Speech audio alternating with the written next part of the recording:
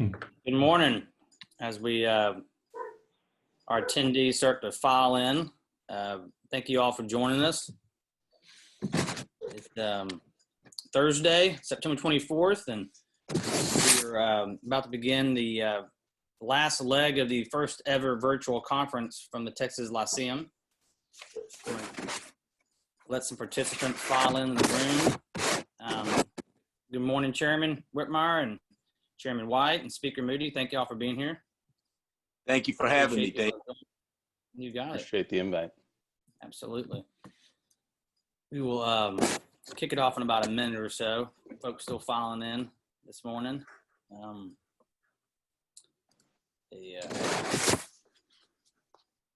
We've had really good participation in this conference, and it's gone surprisingly well. Almost 200 and something folks signed up. Really robust Zooming going on. So it's nice to have this platform.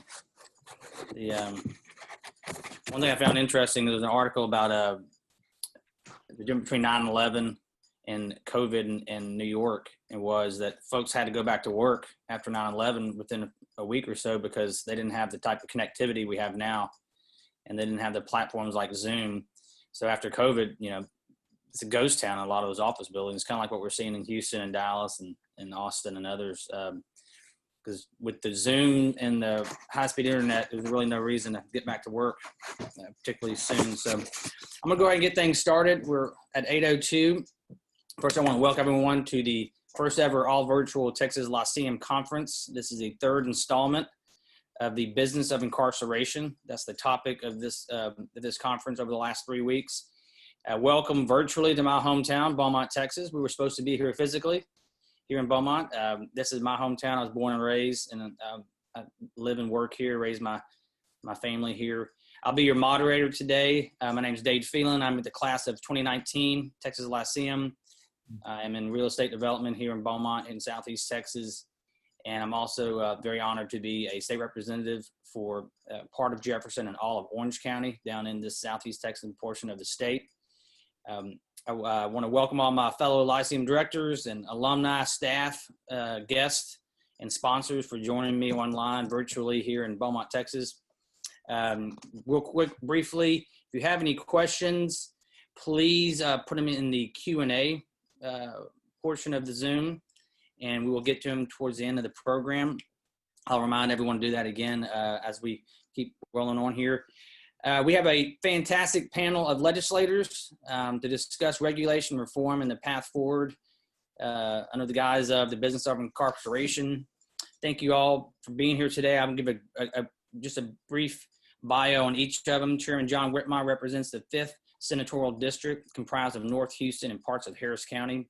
He was first elected in the Texas Senate in 1982 after serving 10 years in the Texas House of Representatives. We call that being housebroken and house trained. So with over 38 years in the Texas Senate, Senator Whitmire ranks first in seniority as the Dean of the Senate. Senator Whitmire also serves as chair of the Senate Criminal Justice Committee. Speaker Joe Moody represents Texas District 78, a mix of urban and rural district covering much of northern El Paso County. He currently serves as Speaker Pro Tem of the Texas House, Vice Chair of the Calendars Committee, and a member of committees on business and industry, redistricting, and criminal jurisprudence. He was also a former prosecutor at the El Paso District Attorney's Office and a former chair of the Criminal Justice Committee. One interesting fact about Speaker Moody is he represents mile marker number 1 on Interstate 10, and I represent mile marker number 880 on Interstate 10.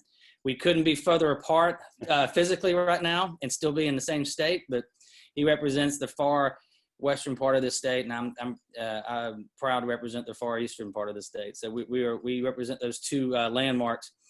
Chairman James White was first elected to Texas House in 2010. He represents Hardin, Jasper, Newton, Polk, and Tyler counties. James is currently the chair of the Corrections Committee in the House. James and I share a boundary. We're next door neighbors. He's one of the most active members of the House, and I always joke, I say, I wish he was my state rep, but if he was my state rep, then I wouldn't be a state rep. So I'm glad he's not my state rep, but he's that hardworking and that well-respected. All these gentlemen here on this call today, you cannot question their commitment to Texas. They were always in it for the right reasons, doing the right. I can question their sanity, but I won't question their commitment to Texas. We're honored to have him here today. I'd like to start with Chairman Whitmire, given his history in the Texas House and Senate and his experience as chairing the Criminal Justice Committee in the Senate for as long as he has. If he could just give us a brief, or however long he wants. He's the Dean of the Senate. Just give us an idea of your perspective on the business of incarceration as you've seen the criminal justice system evolve in Texas over the last few decades. Thank you, Representative Phelan. And to you and my colleagues, I'm honored to share this time with you, Speaker Moody and Chairman White. All three of you are certainly not only leaders in the House, but leaders across the state. People look to you for guidance. And to the Lyceum, thank you. Little piece of history. I was sitting at a coffee table in Brenham, Texas, and in '74 with Skipper Dipper and Mike Hopkins, who came up with the concept of a Lyceum, and it certainly has fulfilled their dreams and aspirations. Today's topic is very intriguing: the Texas prisons, the business of incarceration. It'd be interesting for us to keep in mind as we go forward, what is the profit? What is the mission statement of this business? I've certainly never equated TDCJ as a business, but it's fair. It's got a $3.4 billion budget with 34,000 employees. So if we were running a business, what's our product? And I think we'd all agree it's public safety, but also while we're providing the safety to the public and the taxpayers, we're also trying to change people's lives. And we have such a major impact on either being successful or not successful on the people that come through. 121,000 as we talked this morning. That's as partly as a result of COVID, the criminal justice system really in many of our communities just kind of shut down. Harris County just hasn't had trials in the last 6 months. So the prison population has reflected this reduction in work. In recent years, it's reached as high as 156,000, which was a huge drain on the state budget. Quite frankly, as then, and I think even now, we over-incarcerate, and we'll go into some of that discussion in depth. But one thing I want to emphasize to our listeners and participants to keep in mind that the criminal justice system is a system. And let me repeat that because I think that just prevails over everything we talk about.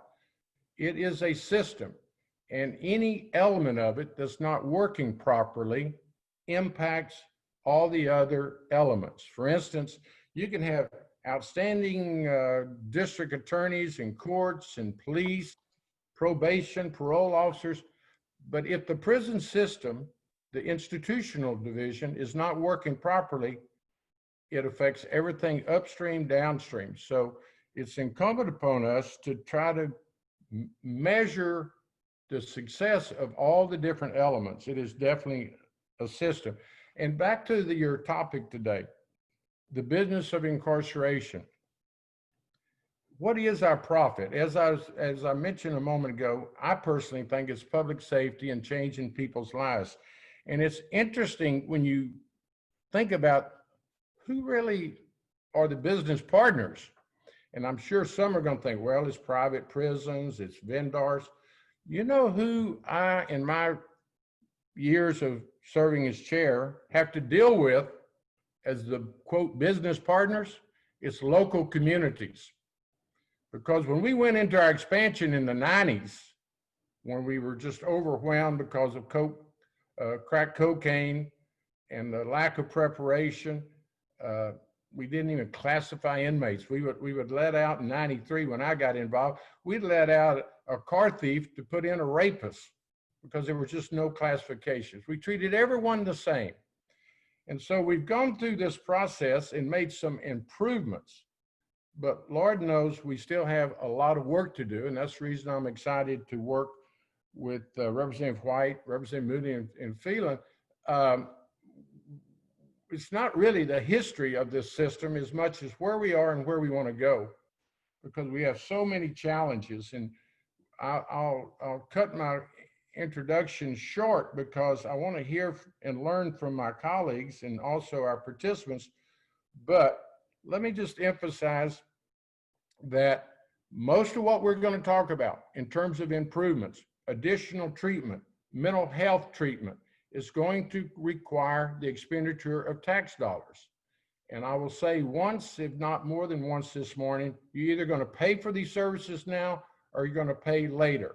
It costs a hell of a lot more to incarcerate someone than to place them in treatment or on probation. And the sad note is, if we have recidivism, that means we've got additional crime victims. So you pay now, you pay later. And I know we have budget restraints going into this session, but I'd suggest we can't afford not to run an efficient,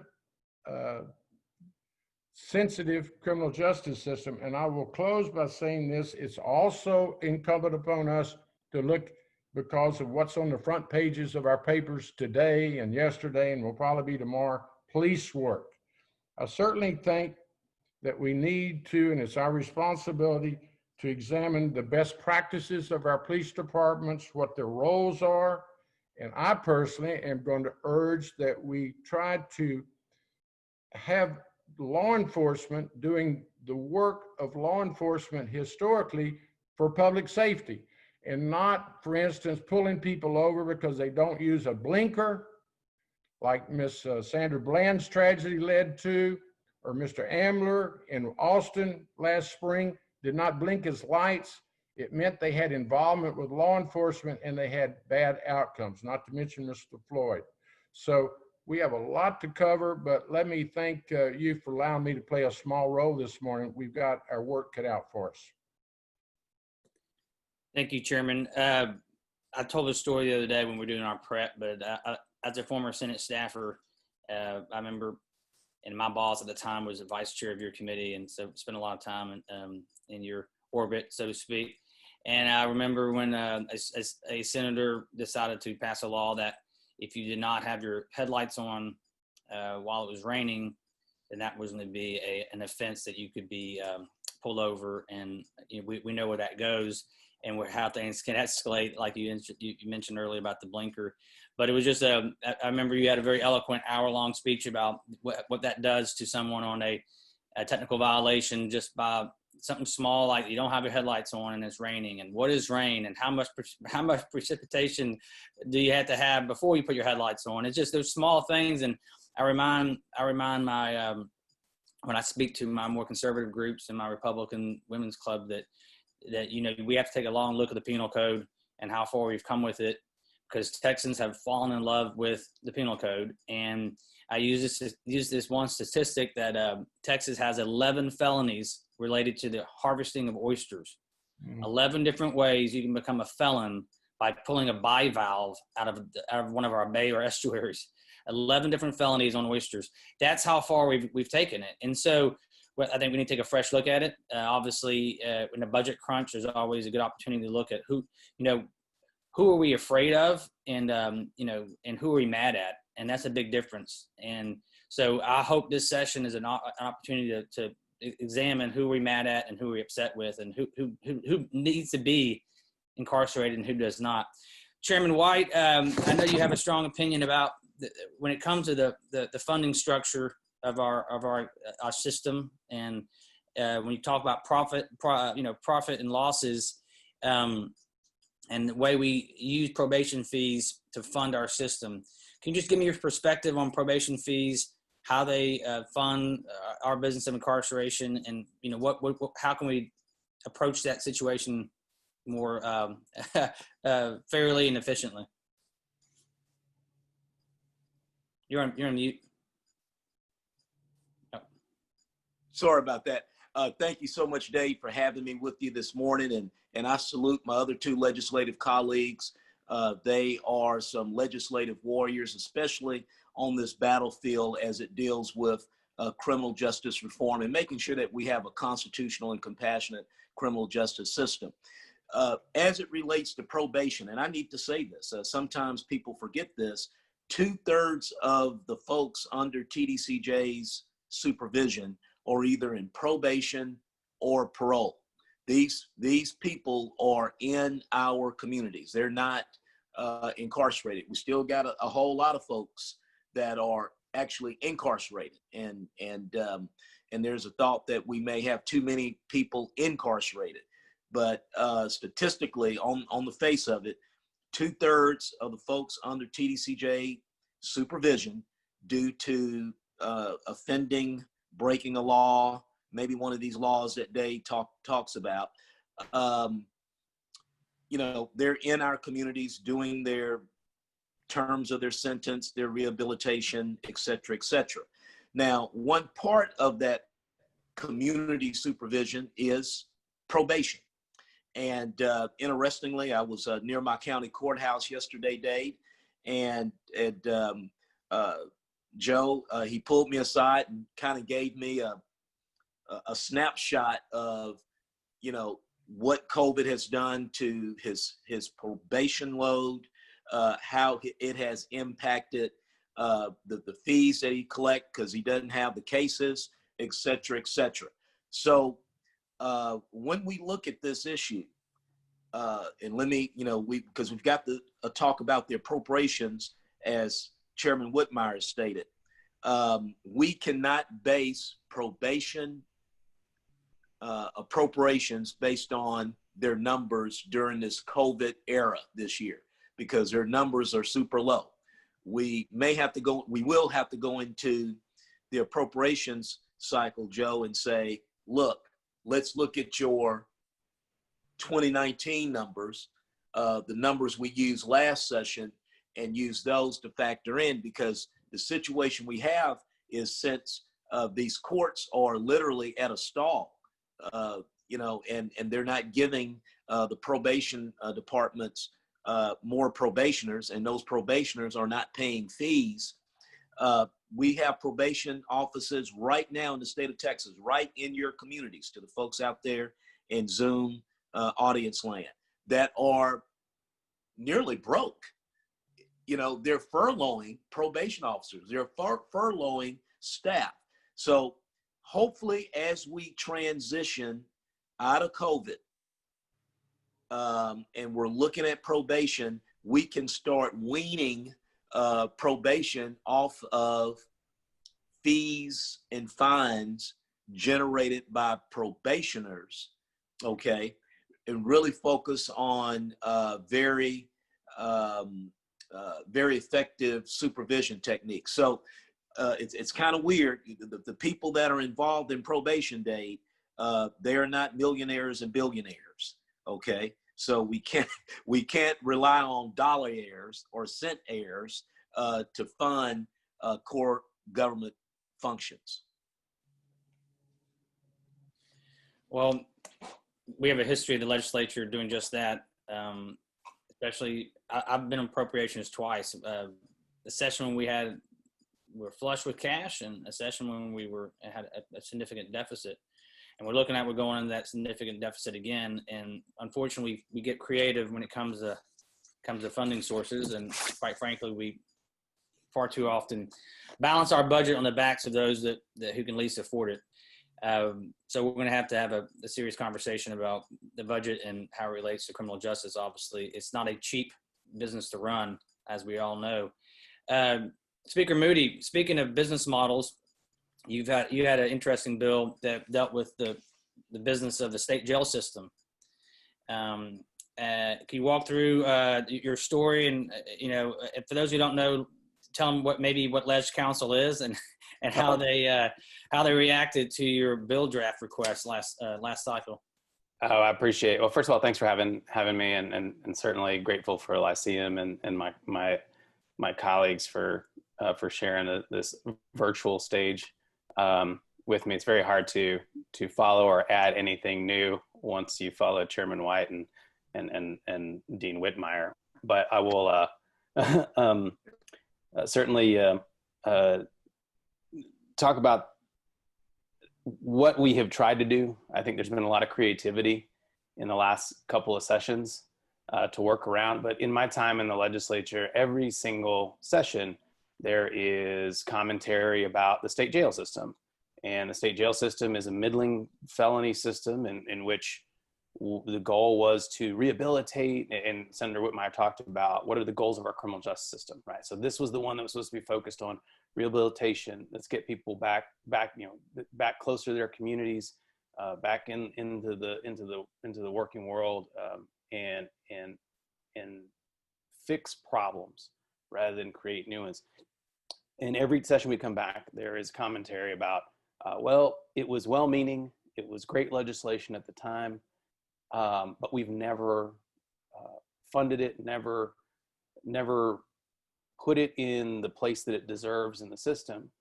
And so it continues to deliver bad outcomes, right? Warehousing people that run in and out of the system. Now, there's been some changes through it. So saying, you know, when you have a first-time offense here, you got to go to probation. They don't, you know, you keep trying to track people out. So there have been changes trying to improve the system to stop warehousing people for what are mostly low-level drug crimes. You're talking about, you know, any of your trace amount cocaine cases is where they go.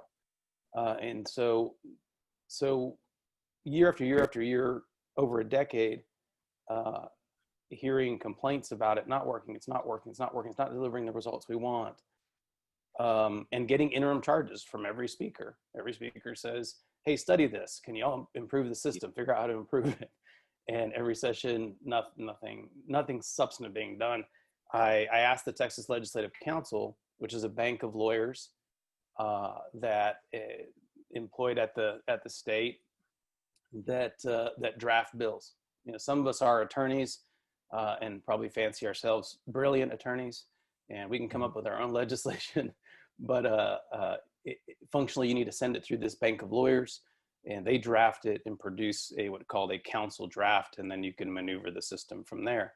And so we put in a request to Legislative Council. I said, I would like to get rid of state jails. I'd like to eliminate state jail felonies. And that was met with a quizzical look. And what do you mean? Do you want to take the offenses out of the penal code? And I said, well, yes, I want to take the offenses out of the penal code. I want to either recategorize them as Class A misdemeanors and a very few, maybe into a 4th degree felony range or 3rd degree felony range, and eliminate the category of offense. I said, but not just that, I want to eliminate the facilities where we house these people. I want those gone. And so it took them a few months to produce a bill that did that. And it was more of a thought piece. But it is something that we need to push forward, at least as a concept, because if we're going to warehouse people that are largely involved in substance use issues, then we're doing this wrong. And this goes back to the base premise that Senator Whitmire talked about. What does the system exist for? And if it exists for public safety, are we doing anything for public safety by warehousing people who have substance use issues? The answer is no. Are we doing it? But we do it all over the place. Whether it's substance use, in recent years, we've focused on the fact that we just warehouse people with mental illness in the criminal justice system. You know, in the federal system, we warehouse people that have immigration issues. We have criminalized that process to the point where private prisons in Texas are warehousing, you know, thousands and thousands of folks for something that really needs to be treated in the civil arena. We take everything complicated and difficult to think about and solve, and we go, police and prosecutors, here you go, you can have it, throw people into the warehouse. Because when we do that, when we create criminals out of them, we create that feeling of otherness, right? They're not us. They're less than human. And so then we can treat them differently. We can let them go without air conditioning. We can let them go without proper sanitation during a pandemic. You know, we can lock people down in solitary confinement for an inordinate amount of time. So when you dehumanize people and you push people that should be treated in the healthcare system or some other system into the prison system, you get very bad results. To Senator Whitmire's point, you can do better, but it's going to cost money. And it's going to cost money at the front end, but it'll produce better results in the long term. We need to stop looking to police and prosecutors and prisons as the solution to every single societal issue that we have. And so that's really the kind of the premise of where the conversation around criminal justice reform, prison reform, police reform starts. What is the proper role of any of these systems in our government? Well, thank you, Speaker Moody, and I think you were very eloquent in that. And but there's a political reality to everything you just said, and I think I supported quite a bit of your reforms last session, and we were able to get them out of the House. But as Dean Whitmire would tell you, there's a political reality in the Senate and maybe in the state in general as to, real, true, proper, life-changing reform for the criminal justice system. So, Dean Whitmire, can you just give us your take on the political realities of many of these reforms that are discussed, maybe session in and session out, and where we hit our roadblocks and what's the reality there in 2021? Thank you. Let me quick amplify what James and Joe said. First of all, they're both so correct and they're connected because probation is so broken, and on the backs of the probationers who do not have the money, they must jump through so many hoops to stay on probation successfully over 10 years. We need to shorten that span because they can't afford it for 10 years.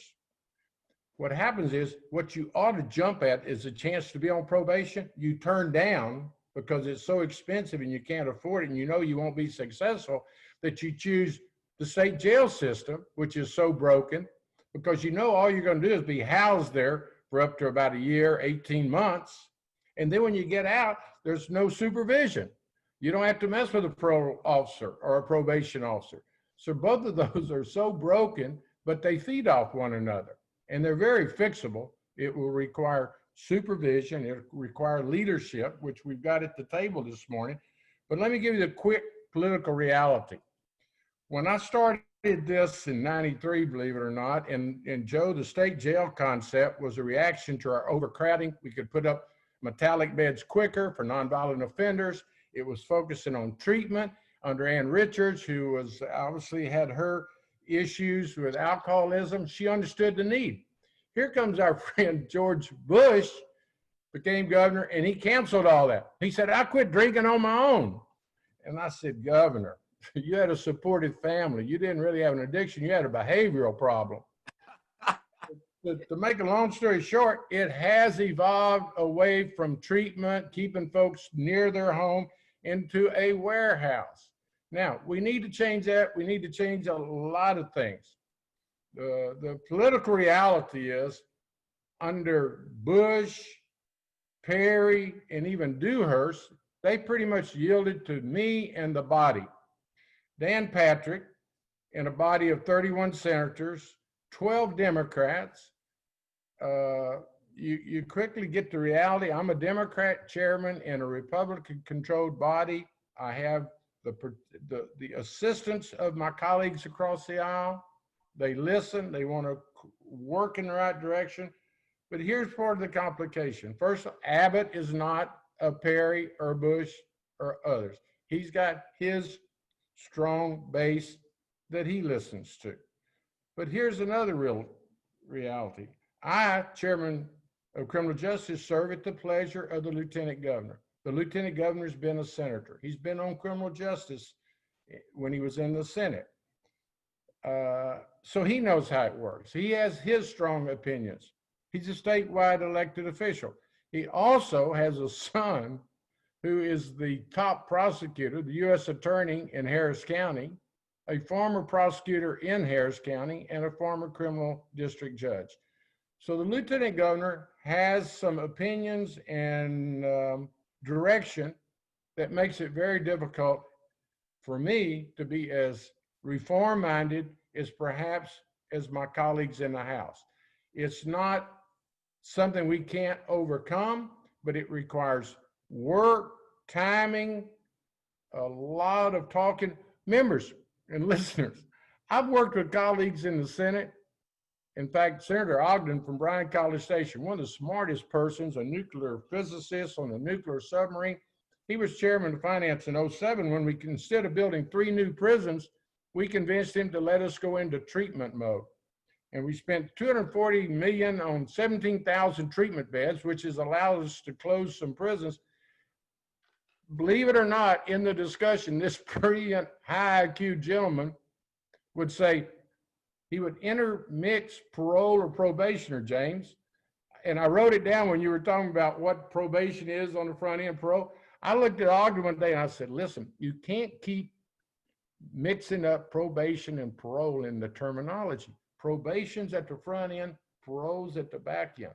I just point that out is most of the members of the legislature are not going to spend as much time on criminal justice as those participants this morning. So we've got a lot of work cut out, but I do have my challenges in the Senate. Elections matter, and funding matters. But we're all in this together, and I'm optimistic that this session, if we're ever going to make some reforms that James and Joe and Dade have mentioned, it's this session. And now, let me quickly close by saying this session is not going to be a normal session because of social distancing and because of the COVID. We're going to be under some challenges in terms of operations that we've never faced before, but we can do it. Dave. Yes, sir. Dave. Yes, sir. And we need to make sure, you know, I know what the state jail system was designed for, but we need to make sure that these places are really doing or really engineered to what they're designed for. I went down to Jefferson County one day about a year or two ago. It was in the middle of July, August, so it was hotter than hot, right? And I stepped into one of the bays where one of the drug counselors was doing a counseling session. And I think it was about 70 incarcerated men. And, you know, the counselor, it looked like he was imparting some very good information, but it was hot. We had all these fans going. And as a school teacher, now I had to put my school teacher hat on, I could hear the counselor, barely could hear him. When I walked to the back to the 7th or 8th row, nobody could hear the guy. And I said, this is absolutely stupid and ineffective. Okay. So we had to use a little common sense. Maybe we needed to do that instruction in the morning or later in the evening, but you needed to have the environment. So we need to make sure we have the environment. 2, the politics. Obviously, people that are involved in the criminal justice system, that is the criminal justice involved folks, they don't vote. Okay, they don't vote. So, you know, maybe that's in people's political calculation. But this is what needs to be in political calculation. This is interesting to me. I'll go to Jefferson County. I'll travel around the state. Our chambers of commerce, our business community will run me down and say, we need to do something about expungements. We need to widen the net. We need to do these things. And I say, hey, you're right. You're correct. I'll file these bills. Joe files these bills. Dave files these bills. Senator Whitmire and his folks, some of his folks in the Senate, they file these bills and they go nowhere. And then when I'm sitting up after session and I'm looking through people's campaign finance filings, it is some of the same people that are running me down talking about we need to do more on expungements. So I would tell all you folks, I don't know just what the demographics or the people are like in the Texas Lyceum. I've noticed something as a member of the legislature since I've been elected in 2010 and started serving in 2011. It's amazing how people go into people's campaign finance meetings or events and they have discussions with them. And it's just amazing how their minds change about something else. So money does that in politics. So when you're writing these checks at these fundraisers, you put your name on host list and you know the people you're writing checks to, you know who they are. Could you please tell them, let some of these bills move because they're usually the ones asking for them. Fair point, Chairman White. Did Chairman White just say that money matters in politics? I guess it does. I mean, I think that's the big takeaway here. yeah, I think Dade that's has the a very robust business community, and certain people roll through Jefferson County. And sometimes in the actual campaign finance event, they will pull me aside and say, well, what are we going to do about clearing criminal records so we can get our people to work? We've got 30 billion. I don't know what it is. It's always in the billions when you talk to Judge Brannick in Jefferson County. We got 30 billion of new investment coming in. We're going to need people to help build it. I say, right, I'll get on it. And then certain people that were at the finance event say no to the bill. I said, this is fascinating. So we'll just tell you, just when you write the check, please tell them the help out Senator Whitmire in the Senate and Moody and I in the House. Well, I'll take a check too. Hey, I thought he was about to say, ask him to donate to us. No, he didn't go far enough, James. No, we don't go. I won't abuse Dade's program. Oh, whoever wrote your script, they didn't finish it. I will say, Chairman White now, on that same vein, when you have very large industrial expansion plans in an area like we live in, and they have tax abatements that are predicated upon hiring local labor. And of course, I tell folks, I mean, if you're highly skilled and don't have a criminal record, you already have a job. And so to give those people opportunity and that second chance we're always speaking to, as Chairman White just talked about, there's a process to go through. And we recently met, Chairman White and I met with some attorneys to do a second round of this second chance program that was very successful last year. Right at this time, it was mid-September, and they opened up 500 slots for expungements and non-disclosures. And those 500 slots filled up within hours. My wife is an attorney. She does criminal defense as well. And she had a client who would have been perfect, but all the slots were filled. But one thing I found out just recently is it's easier to get a second chance if you go through the system as opposed to going through probation. Because apparently, if you go through probation, you are barred from getting, is it an expungement or non-disclosure, James, or is it both? I can't remember which one. The defense attorney was basically saying, no, it's easier just to go through the prison system and get. Yeah, you can get a non-disclosure with deferred adjudication, but you can't get an expunction with any of it unless we allow for it, which is something that's some of the things that Chairman White talked about, is offering some of those opportunities to clean records, even in the event of a conviction. It's for some, it's a radical idea. For others, it's common sense. It's one of those common sense deals that we're pushing folks into the system because it's easier for them to go through that than it is probation because of the high barrier of reporting and, staying clean and always being on time and not, missing your bus stop and therefore you're 10 minutes late and now you're going back into the system.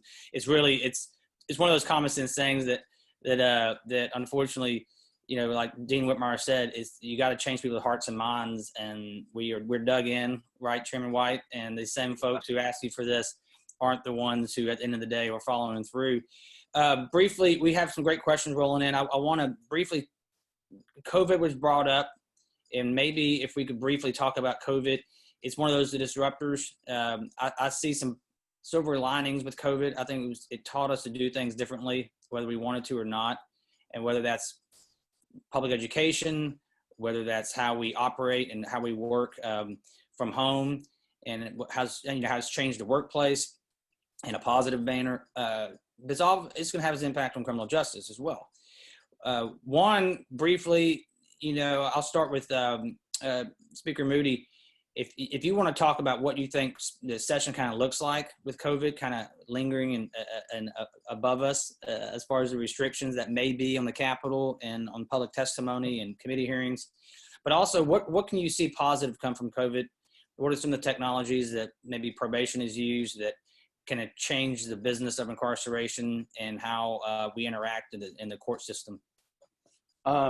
I appreciate it.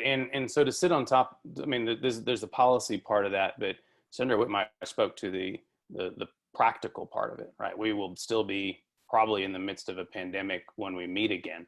And so getting these things done and prioritizing them correctly, it's hard to pass things in a regular session. And so this is truly going to be very different. So all that that's what COVID-19 will kind of cast, over the entire session, including the budget discussion. But let's talk about COVID-19. I know that we were supplied some articles, and I know the other participants were, to kind of learn about some of the conversation points we were going to do. And so I did a little bit of looking myself and started to keep up, tried to look at kind of what the landscape is with the prison system and COVID-19. And you don't have to look very far to give proper credit. I'm reading an article from the Texas Tribune by Jolie McCullough that talks about parolees that have been granted parole and are still in lockup 6 months after the fact. So COVID-19 in a lot of ways has exposed problems that have existed for a long time in the system, but it has shown them in a very pronounced way.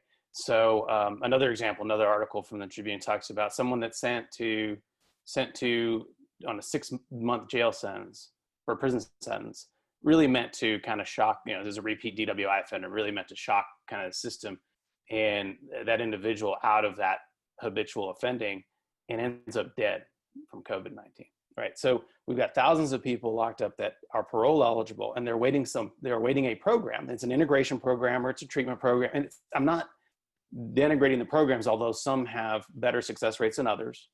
But why can't we figure out how to make those community-based?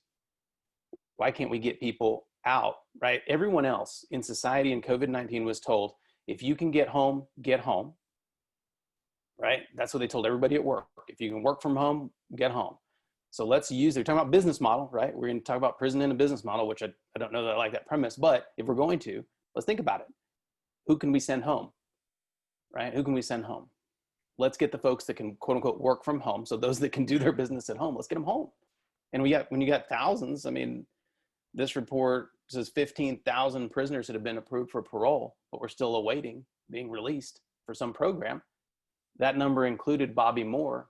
So you read the story about Bobby Moore. Senator Whitmire knows all about that case out of Harris County, who's stuck there, for an additional 45 days after being granted parole. His ordeal is much more dramatic. But what can we do to make this system better? Because the result of doing things this way is the highest death count in a prison system in the country.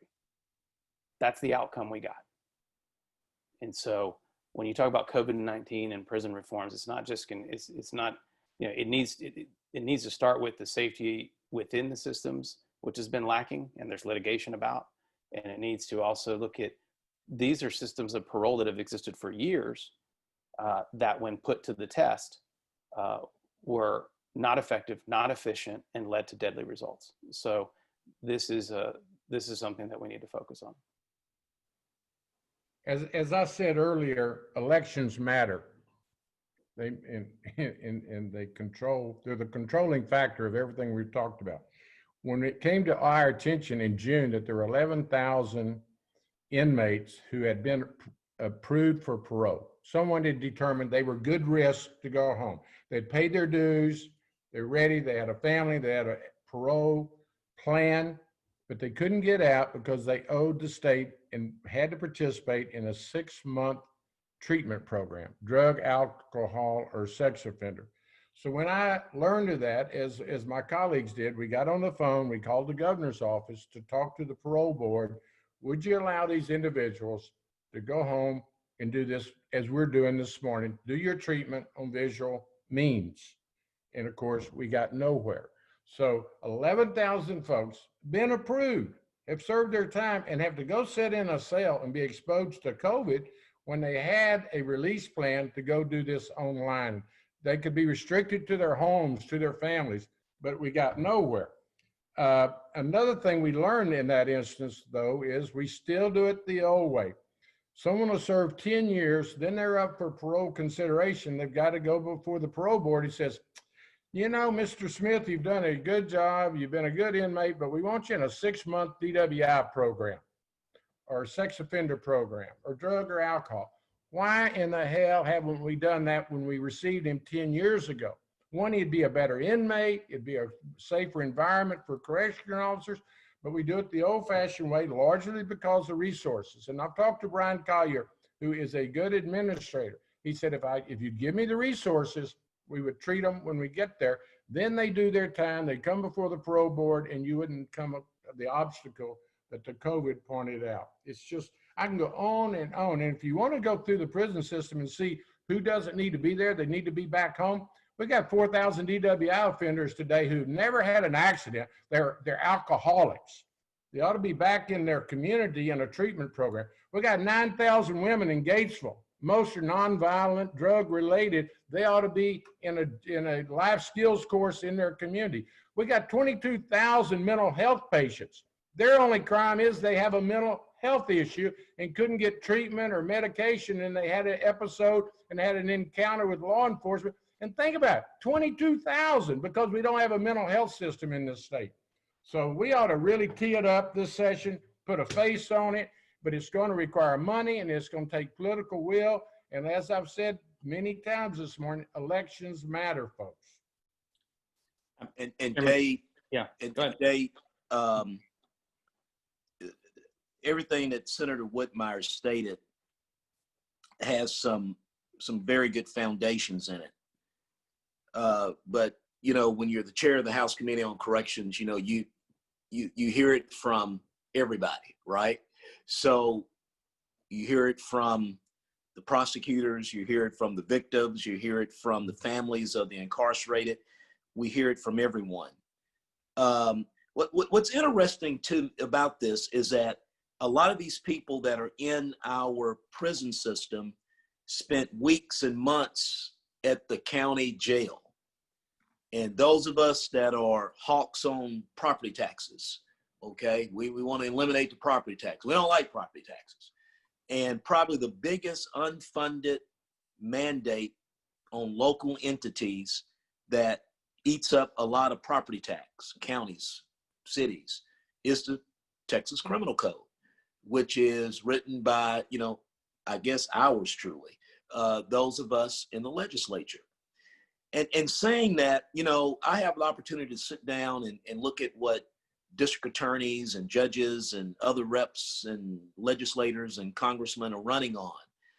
And you know, there've been district attorneys, because of stuff that has happened bad in their communities, they've run on not providing maybe probation to first time, second time DWI folks, right? So this is where I'm going with this. Everyone that's in a TDCJ prison was sent to us by a local criminal justice team based on the laws of Texas. All right. I don't think Brian Collier is doing convict leasing, which was happening at the before the 20th century, very horrible, where they were just picking up poor folks, mostly freedmen, black freedmen, and putting them in prison and working them on plantations. So it would seem to me, when we're talking about these things, when we're talking about at least lowering the criminal offense on these offenses like marijuana and that sort of thing, it would seem to be me, it would be the county commissioners, the county judges, and the mayors at these committee hearings promoting these bills. Because at the end of the day, they're the ones paying the first property tax dollars that really they don't have and their people don't have, okay, to deal with these folks. Yeah, we hear a lot about unfunded mandates and what we push down to the local level. But, you know, it's all interacting. It goes both ways. And you're right. You would think, and I got pushed back, you know, I was a joint author, no pun intended, to House Bill 63. And I don't know, I wouldn't know marijuana from oregano, but I saw the value. I saw the value to individuals who, you know, who may have made a mistake, and also saw the value to the local and state budgets of you know, reducing the fees and the criminalization of that. So, you know, but I did get pushback when I got back home from some of my local officials, like, why are you supporting that? It's like, well, it's all interactive. You talk about unfunded mandates where it kind of goes both ways. And, I would, like Chairman White said, you think it would be something that the local elected officials who have budget constraints worse than ours would actually have greater support for. I'll try to get through some of these questions as best we can. Debbie Newman, who said that Chairman White is her favorite politician. So I'll ask Chairman White this question. Do you see a value in changing the laws that prevent prisoners with aggravated offenses to benefit from the earned time credit before spending half of their long sentences? Would this help reduce mass incarceration? Well, for some local environmental reasons, I would not be on the surface supportive of that piece of legislation. Okay, we've heard it in committee. I think I've allowed it to be heard in committee, but here's and this is the discussion we need to have in our communities, because long time ago, in the late 90s, early 2000s, maybe in the 90s, that was a change that was made in the legislature to raise that threshold to 50% for aggravated offenses. So I would not necessarily be supportive of that on the face of it.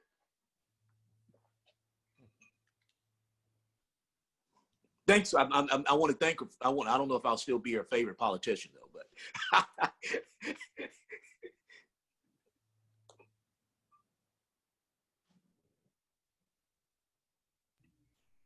Dade, you're muted.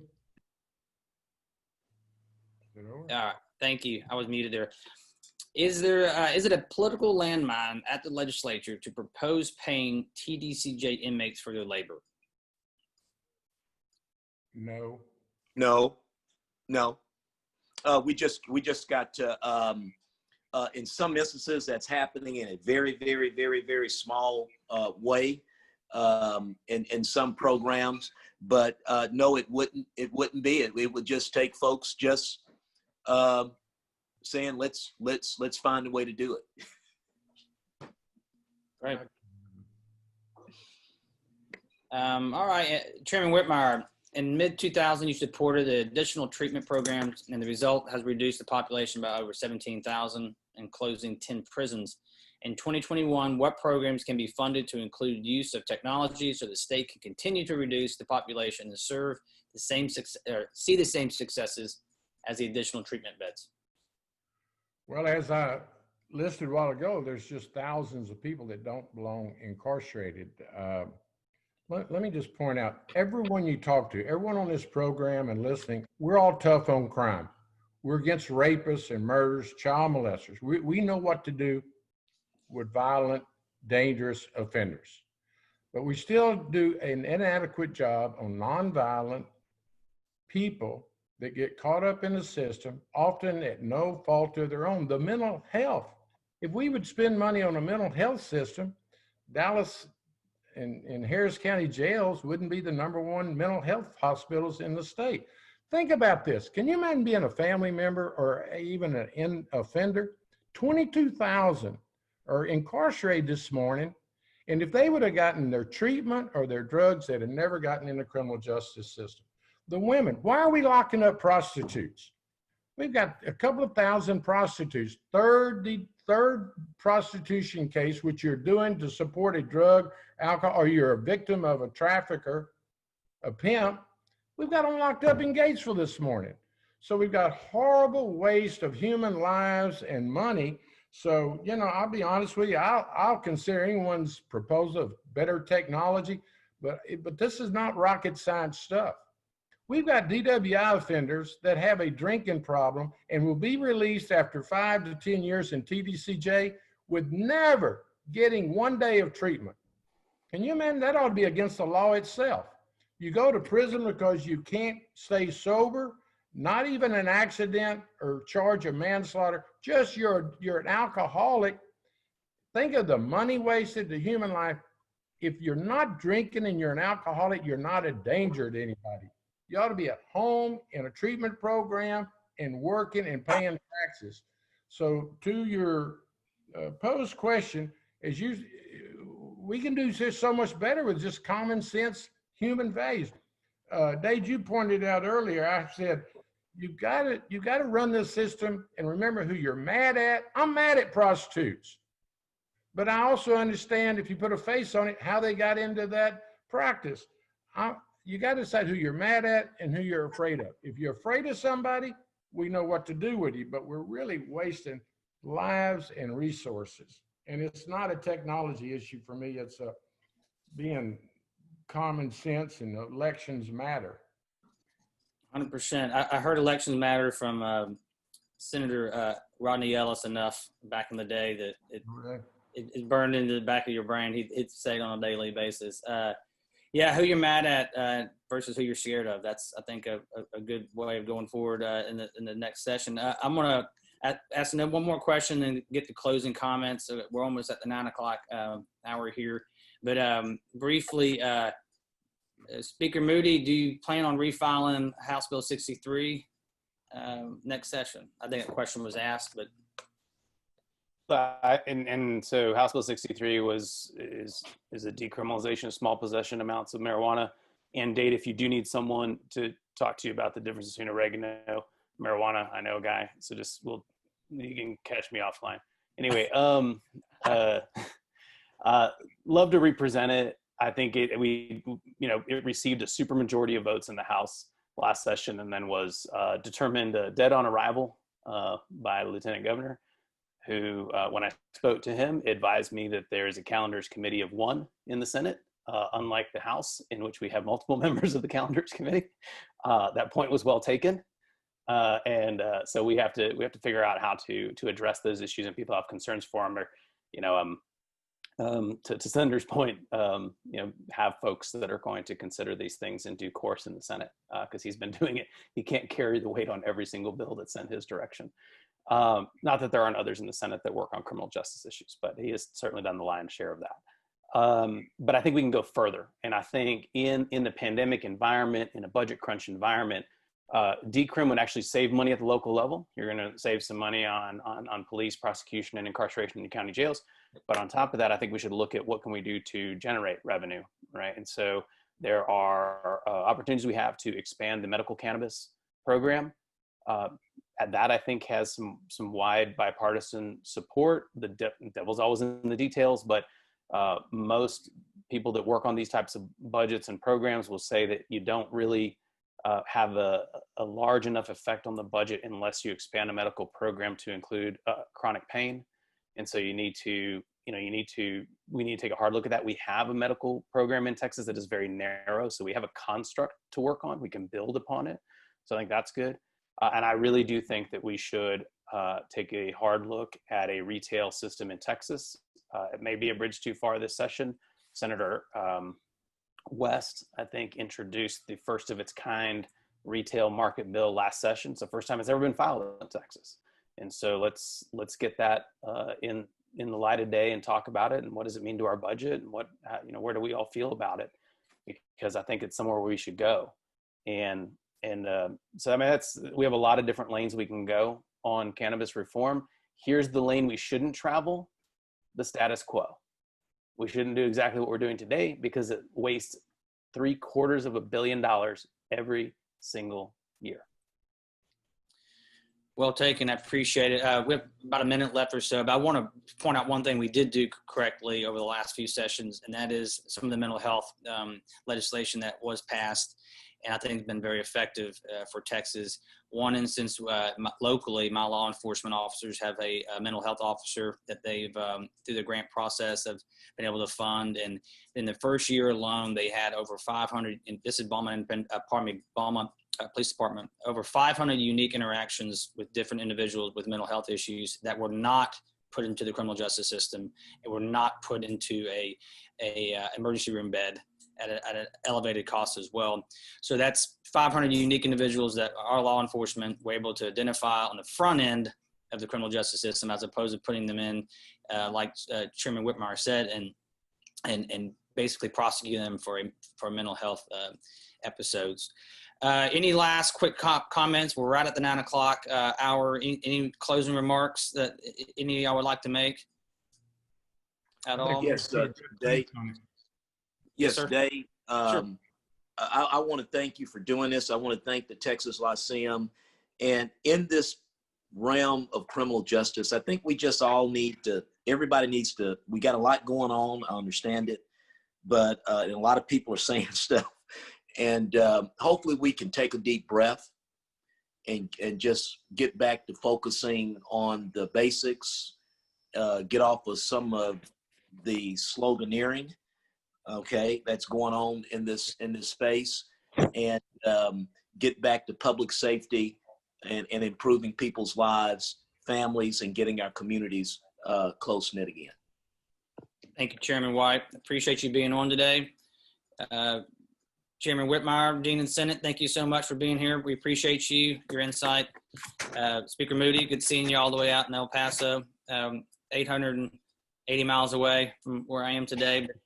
For those who want to jump on, there is an ethics exercise right after this. You should have links in your email. The 2 questions will be who benefits from the business of prisons, and then the uncompensated prison labor question of why or why not. So thank you all so much. Please stick around if you want to jump into that next room. Again, panel, thank you so much. Hope I see you before session. If not, have a great fall. James, I'll probably see you sometime this week. So Yes, sir. Thank you. Thank you all for being on. I appreciate you all. Right.